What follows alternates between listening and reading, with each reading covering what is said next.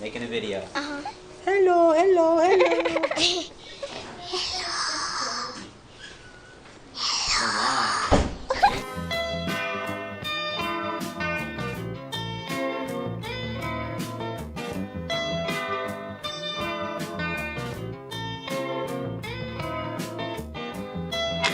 Nice start today. Nice start today.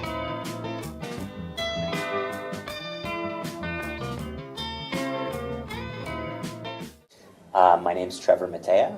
I taught 2nd, 3rd, and 4th grade at a school called Stevenson Elementary, which is in Mountain View. I've also taught 4th grade at High Tech Elementary Chula Vista, which is in the San Diego area. It's sure to change me, should rearrange me, or so they thought. So don't. When you're an elementary school teacher, a lot of people organize their classrooms with classroom jobs. There's a lot of things to keep organized. There's a lot of things to keep clean when you're responsible for 25 or more little kids. And so you'll typically have door openers, classroom greeters, pencil sharpeners, things like that. One of my classroom jobs that would rotate through all students is a classroom camera person, or who sort of serves as a documentarian for the day. And I used part of my classroom budget at both schools to purchase a simple point-and-shoot digital camera with some rechargeable batteries, with an SD card. And every day a different student would have that camera for the day. And they would take pictures, they would take videos of what they did at school, whether we were going on a field trip or having a classroom party, or it was just a regular day at school. And most of the pictures and footage that students took came from those regular days. So you would have photos of kids reading books, going down the slide, a lot of photos of my shoes, because I might be standing in front of the class while kids are sitting on the carpet. In the same way, there's a lot of videos of me reading books to the class.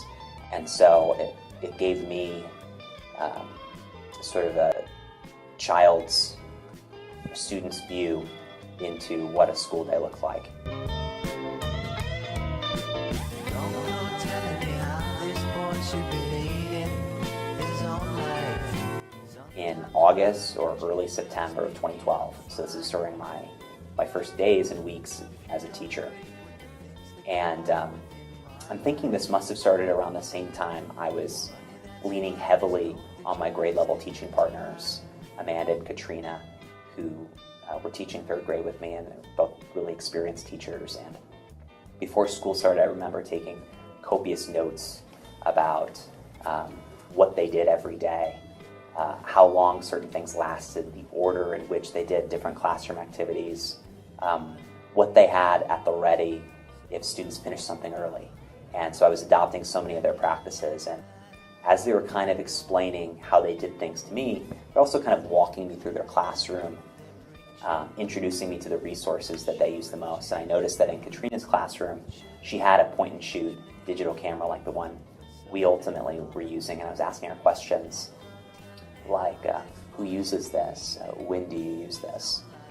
And she told me it was something that she used to capture what was happening when they would go on field trips. And this is great because I had never actually seen a camera hosted in a classroom before.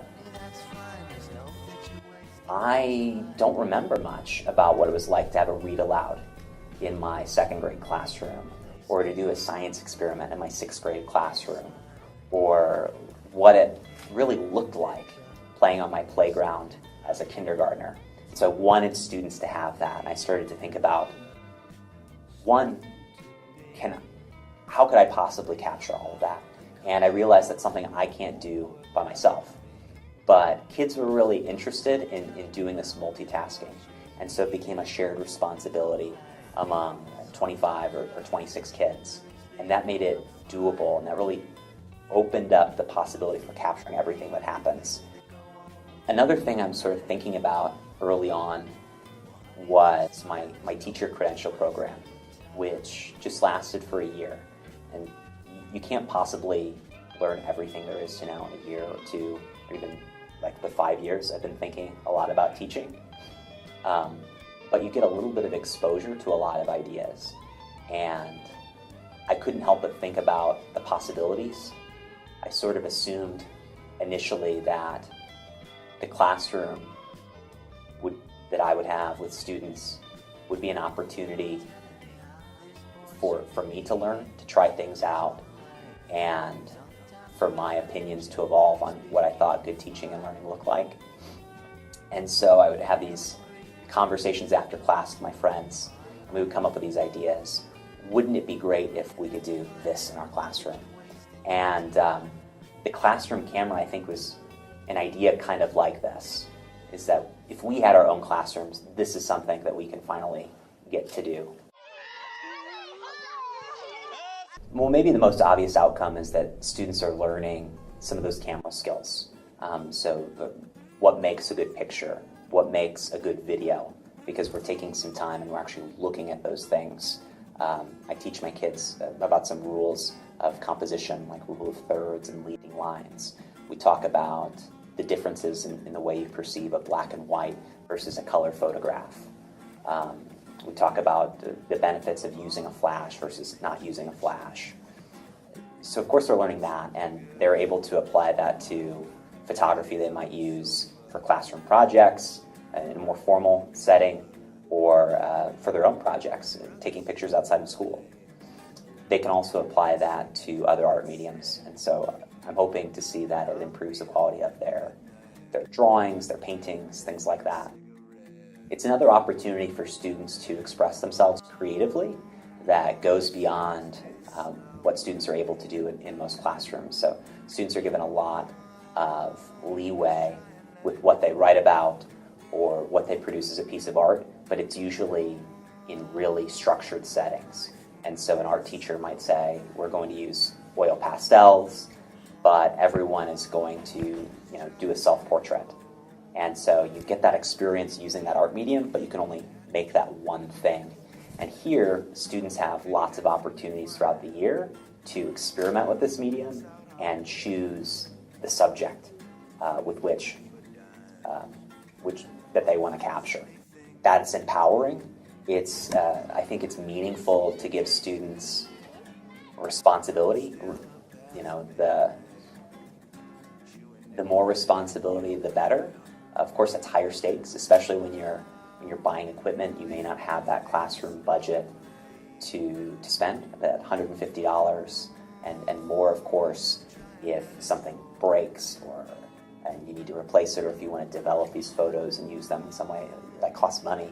But students are aware of those stakes when given that responsibility, and so knowing that you've trusted them with that equipment, or you've trusted them to balance that responsibility, even for a day, with all the other things you ask them to do in school, students are excited by it, and they are able to control how much energy they want to put into it whenever it's their day to be classroom camera person. Some students have taken 200 pictures in a day, or maybe 20 minutes of video, and other students will take a couple or none at all, and that's no big deal. Parents are thankful to have a vantage point into what happens at school when they can't be there. Principals are curious. Of course, I'm curious to know, what does my classroom look like to an outside viewer? What does it look like from someone who's there every day, someone who's a couple feet shorter than me? And and I've seen videos of kids on the playground playing tag games, things like that.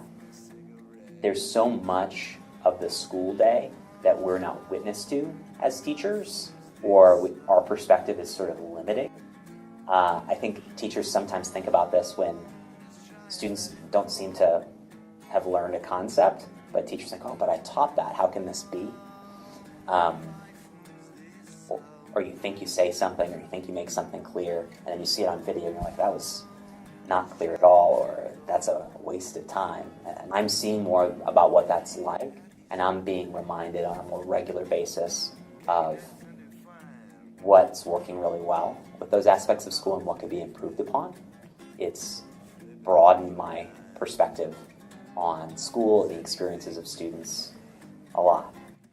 I think the benefits of all of that far exceed whatever I had to devote for my classroom budget or from my own pockets to pay for it over the past 4 years.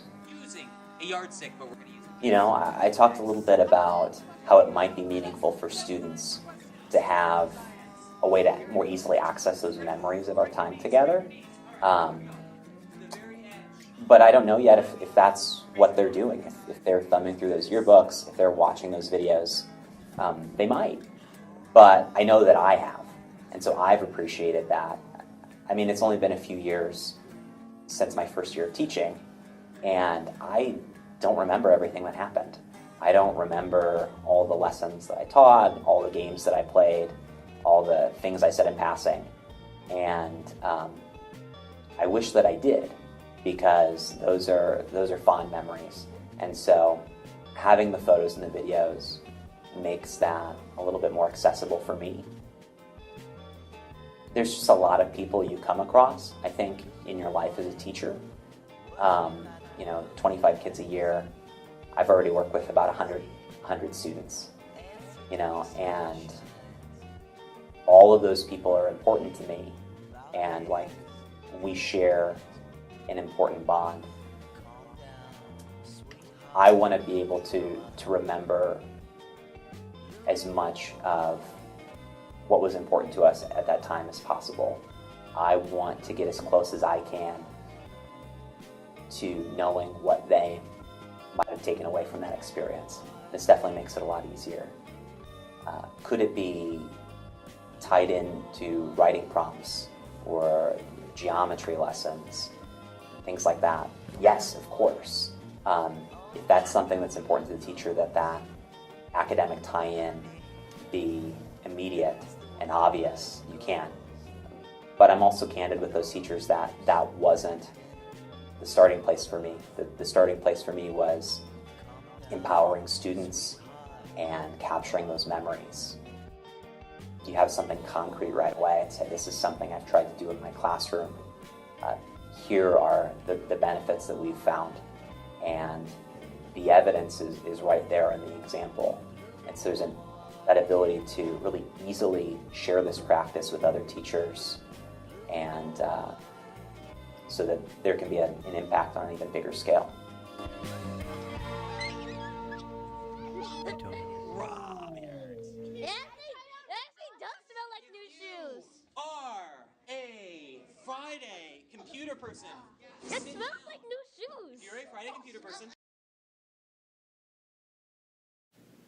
Well, thanks for the opportunity. I mean, I enjoyed talking about it. I actually, even if I don't think about it in that depth that often, I realize from talking with you that it is really important to me. And it is something that I have strong feelings about. Definitely. Well, honey, that's fine. Just know that you're wasting your time.